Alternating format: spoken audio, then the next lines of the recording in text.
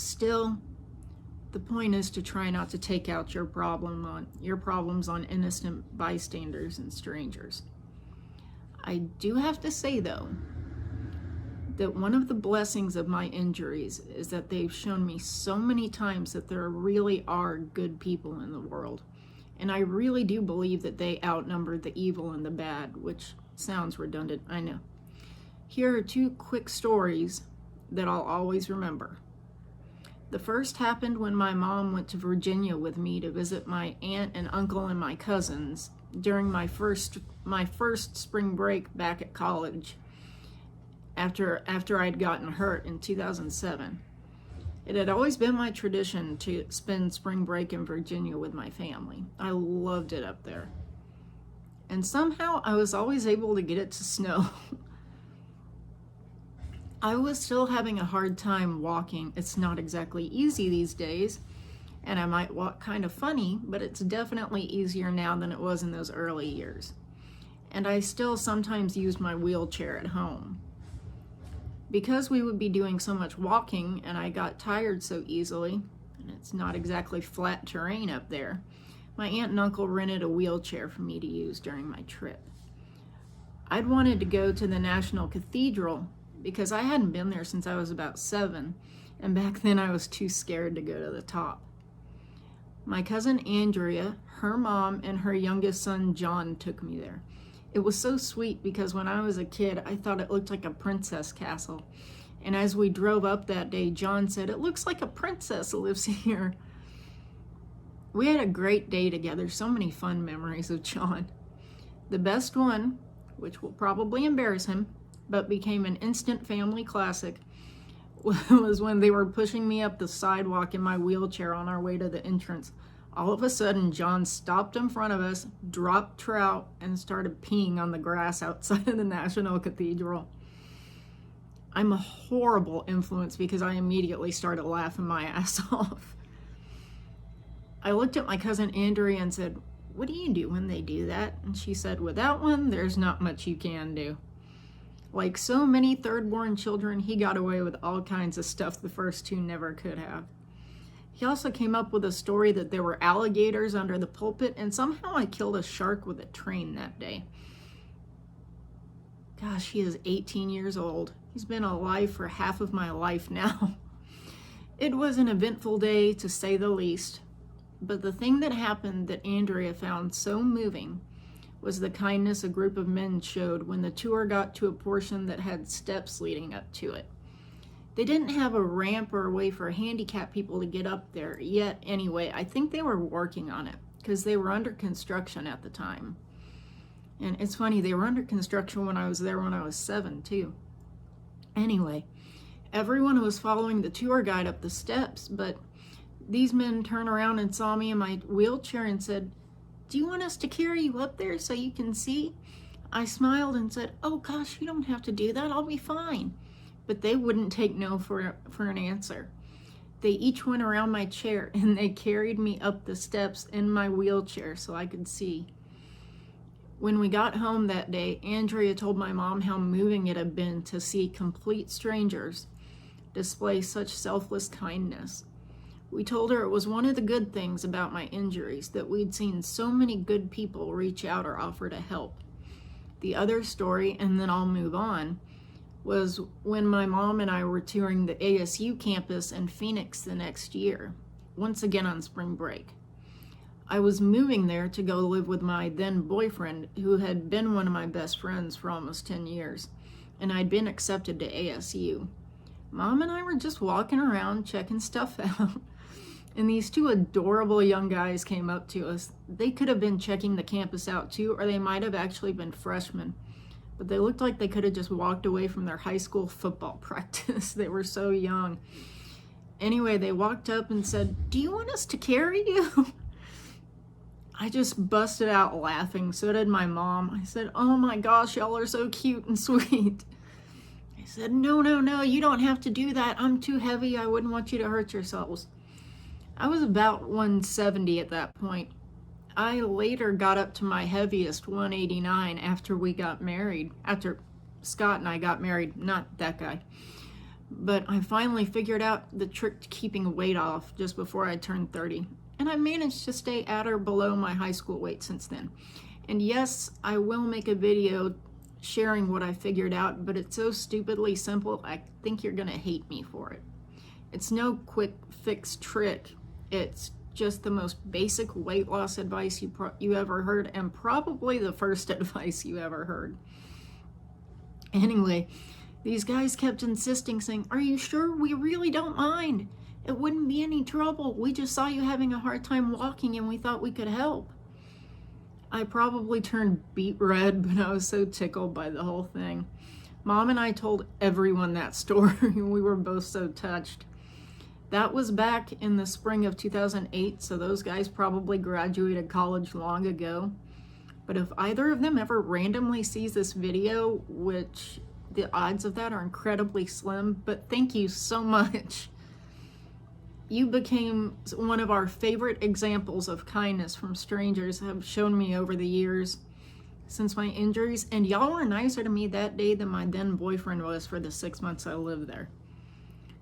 So try to be the stranger who makes someone's day or shows them such kindness that they tell the story to others over and over again. Don't be the asshole who takes out their bad day on some poor stranger and makes them go home and cry, or spend the rest of the day filled with negativity, walking around with boiling resentment, anger in their hearts and minds. That doesn't help anyone. It's just going to spread. But kindness, warmth, and compassion also have a tendency to spread. And remember that just because someone's struggle isn't visible, it doesn't mean they don't have one. My biggest struggles are internal, save for the daily pain, but even a lot of that's internal. You only see it if I wince or something. But please do try to work on developing empathy, if it doesn't come easily to you anyway. And please remember to think before you snap at or insult people, and try to be kind to people as much as you can. Stay tuned, because I will be working on my next video, which is very important to me, about suicide awareness and depression, both of which have only gotten worse as we've all been locked down. If you're struggling with suicidal ideations, please know you are not alone. I and so many others are struggling with you, so please, please don't give up. We're all with you and cheering for you, even if you can't see or hear us, so many of us are. And don't ever let anyone make you think or feel like your depression or anxiety make you weak. They don't. I know you're strong, and I know you're a fighter, because you're still here. You're still here, damn it. You can do this, so please keep going. You'll just take it to the next life. But if you stay here, you will wake up stronger every day than you were the day before. It will get better, little by little, but it can't if you aren't here to see it. This life is painful. It's consistently unfair. The first noble truth of Buddhism is life is suffering. The Buddha knew his stuff. Dude had 200 wives. If you've ever wondered why he sat under that tree all those years, that's why. Riddle solved. I included that noble truth on the opening pages of my book, but I also included this. But we also boast of our sufferings, knowing that suffering produces endurance, and endurance produces character, and character produces hope, and hope does not disappoint us, because God's love has been poured into our hearts through the Holy Spirit which has been given to us. Sorry, spaz attack. This life is suffering.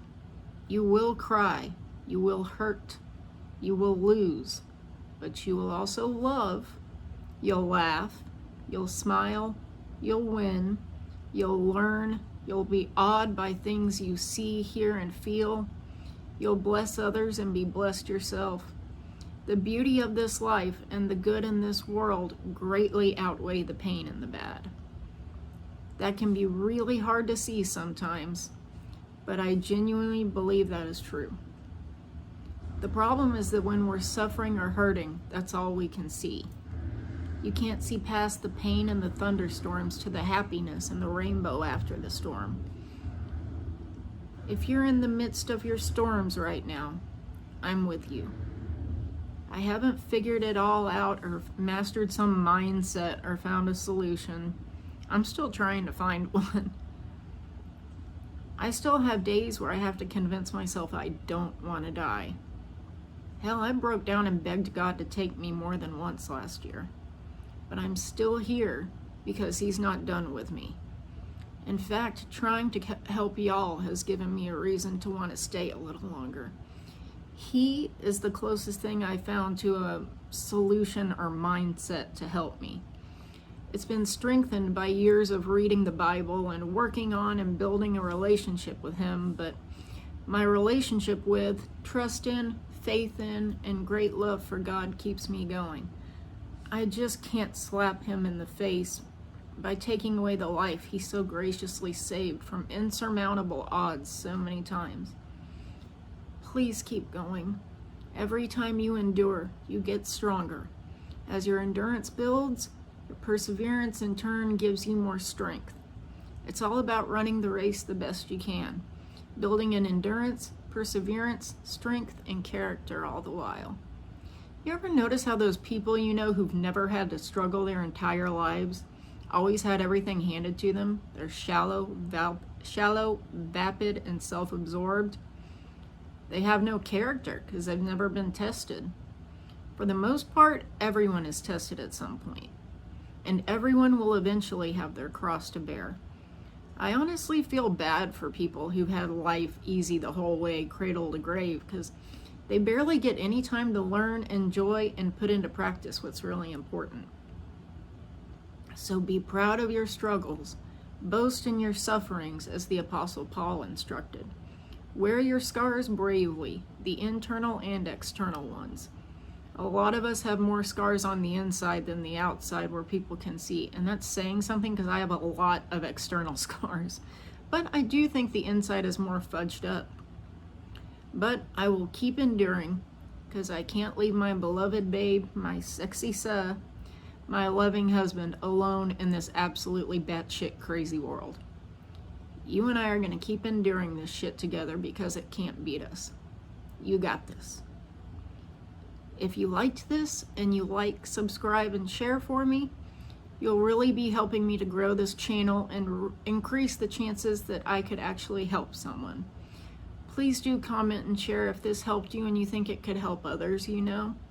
Since that's the main reason I'm doing this, I'll appreciate it more than I could ever say. Please show kindness and love to everyone and stay strong. We're all in this together. I love all of y'all. Y'all come back.